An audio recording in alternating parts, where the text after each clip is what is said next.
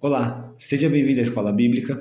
Estamos num momento muito legal da Escola Bíblica, porque nós estamos falando sobre o culto. Então, nós falamos sobre o culto em Israel, falamos sobre o clero, né, as pessoas sagradas, os objetos sagrados do culto. Nós falamos sobre o sábado, que é o dia sagrado, e o templo, que é o local sagrado. Vamos começar agora no Novo Testamento. O que muda no Novo Testamento? Será que muda muita coisa?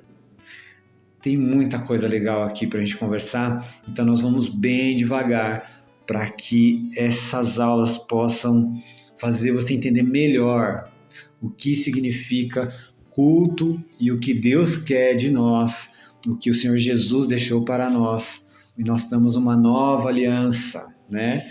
Isso vai ficar mais claro à medida que a gente for caminhando. Então, eu estou ressignificando, antes de entender o que é Antiga Aliança e Nova Aliança, estou tentando redefinir para você o que é culto, porque eu acho que isso é mais primordial. Se você entender que muda, depois que você entender a passagem, vai ficar mais fácil.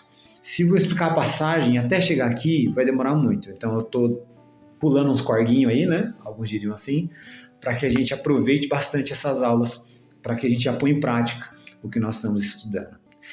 Então, assim como nós começamos com o clero no Antigo Testamento, vamos começar com o clero no Novo Testamento. Quem é o clero e por que o clero? Vamos lá.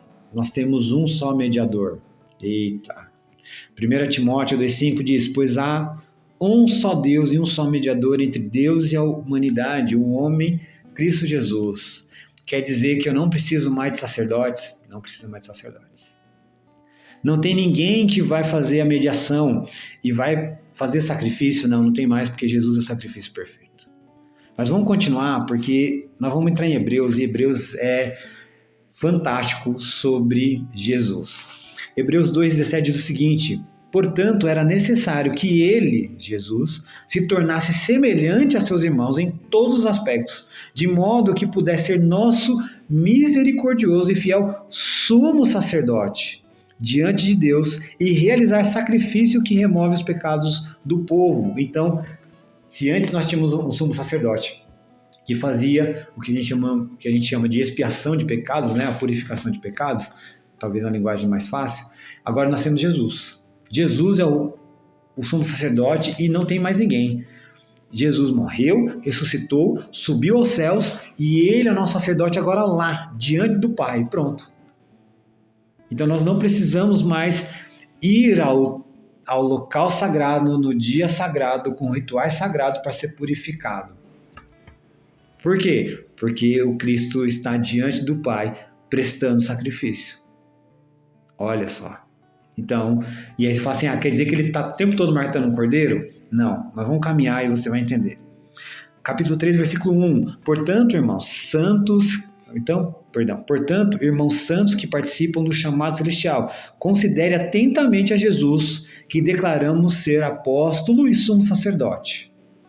4,14. Visto, portanto, que temos um grande sumo sacerdote, que entrou no céu, Jesus, o Filho de Deus, apeguemo-nos com firmeza àquilo que cremos. 5,10. E Deus o designou sumo sacerdote segundo a ordem de Melquisedeque. Eu vou voltar nisso aqui, tá? 6,20. Jesus já entrou ali por nós. Ele se tornou nosso eterno sumo sacerdote, segundo a ordem de Melquisedeque. 7,24 a 27. Tudo Hebreus.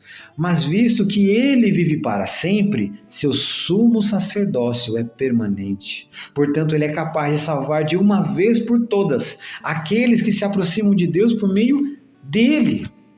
Ele vive sempre para interceder em favor deles.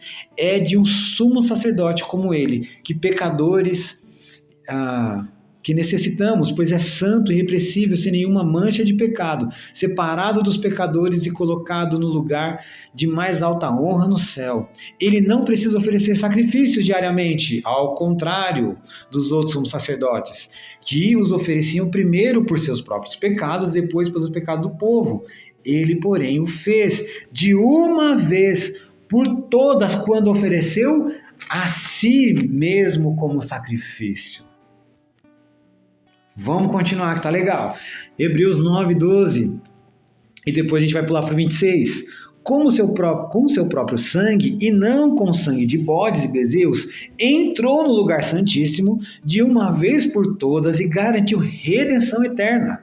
Se fosse assim, ele precisaria ter morrido muitas vezes, desde o princípio do mundo, mas agora, no fim dos tempos, ele apareceu uma vez por todas para remover o pecado mediante sua própria morte em sacrifício. E por último, irmãos, capítulo 10, versículo 12. Nosso sumo sacerdote, porém, ofereceu a si mesmo como único sacrifício pelos pecados, válido para sempre. Então sentou-se no lugar de honra à direita de Deus. Olha só que maravilha. Glória a Deus, meus irmãos. Eu não sei como isso soa nos seus ouvidos, mas se eu não preciso mais de um dia sagrado, de um local sagrado, de coisas sagradas, de objetos sagrados, para oferecer o sacrifício, para redenção do pecado, por que não preciso? Porque nós temos um sumo sacerdote que ofereceu o sacrifício perfeito, que foi a si mesmo, e o seu sangue, que é um sangue sem pecado, nos purifica.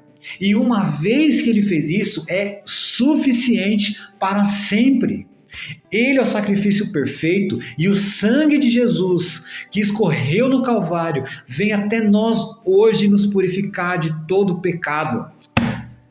Que é um clero, Jesus, o sacerdote, o único mediador, o único sumo sacerdote, segundo a ordem de Melquisedeque. E isso é importante.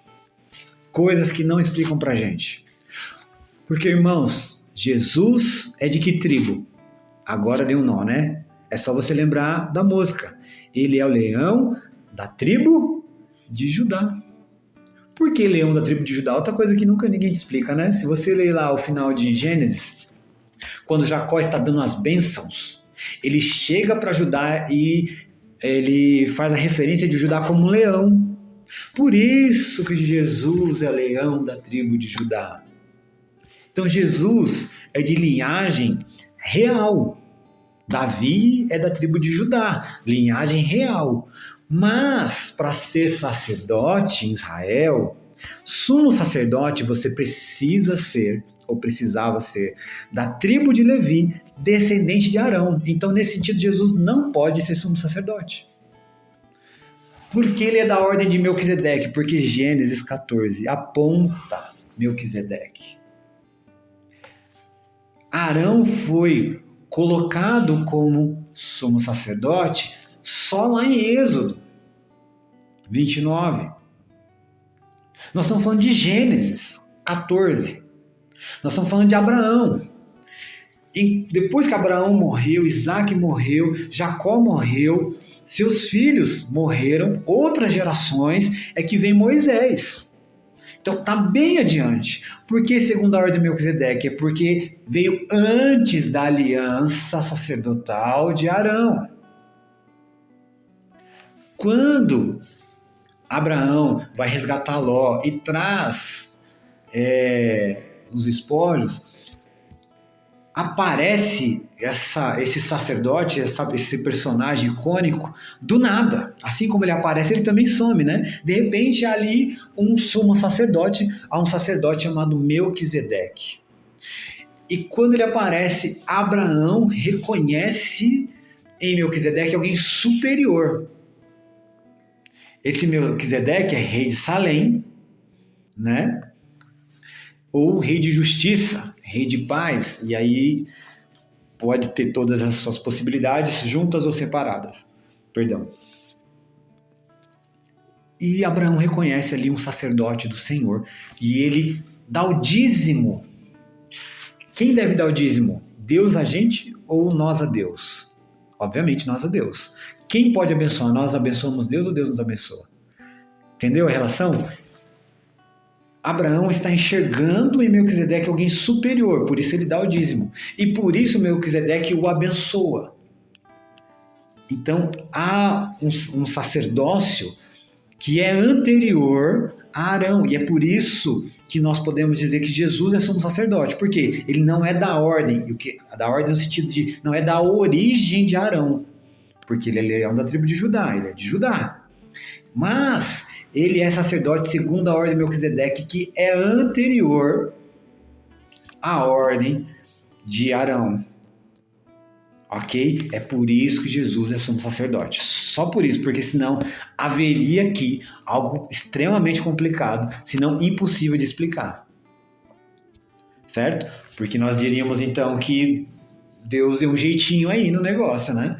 Para colocar ele da tribo de Levi, linhagem real, e sacerdote da tribo, da tribo de Judá, linhagem real, e da tribo de Levi, linhagem sacerdotal. Ia ter que dar um nó aí, né? Ia ter que dar um pedala-robinho aí para dar certo. Mas não, tem explicação. Segundo a ordem de Melquisedeque. Por isso ele é sacerdote. Ele é rei, porque ele é de Judá. Né? E aí tem a expressão, ele é leão da tribo de Judá. Irmãos, esse é o clero. Você quer um clero, pessoa sagrada, olha para Jesus. E lembra que eu li um texto pra gente aqui do clero, em Êxodo 19, exatamente depois de 2 meses de saírem do Egito, chegaram ao deserto de Sinai. Depois de levantar acampamento de Refidim, chegaram ao deserto de Sinai e acamparam ao pé do monte. Então Moisés subiu ao monte para apresentar-se diante de Deus. Lá de cima o Senhor chamou e disse: transmita essa mensagem à família de Jacó, não seus descendentes de Israel. Vocês viram o que fiz aos egípcios, sabem como carreguei vocês sobre as asas de águias e os trouxe para mim. Agora, se me obedecerem e cumprirem a minha aliança, olha só as palavras, serão meu tesouro especial dentre todos os povos da terra, pois toda a terra me pertence. Serão meu reino de sacerdotes. Isso é uma promessa que Deus fez a Moisés e a Israel. Serão meu reino de sacerdotes, minha nação santa. Agora, irmãos, olha o que Pedro vai dizer. Vê se não é lindo isso. 1 de Pedro, se você está com sua Bíblia aí, 1 de Pedro, capítulo 2, versículo 9. Olha só o que Pedro vai dizer. Isso é maravilhoso. Vocês, porém, são povo escolhido, reino de sacerdotes, nação santa. Ele continua, propriedade exclusiva de Deus. Assim vocês podem mostrar às pessoas como é admirável aquele que os chamou das trevas para a sua maravilhosa luz. O que Pedro está dizendo é aquela promessa que foi feita ao povo de Israel, ao clero. Agora, por causa de Jesus, todos vocês se transformaram em sacerdotes, porque o único clero mesmo é Jesus. Jesus é o sumo sacerdote e abaixo de Jesus todos nós somos sacerdotes, nação santa, povo exclusivo de Deus. Antes nem éramos povos, agora somos povo e povo de Deus.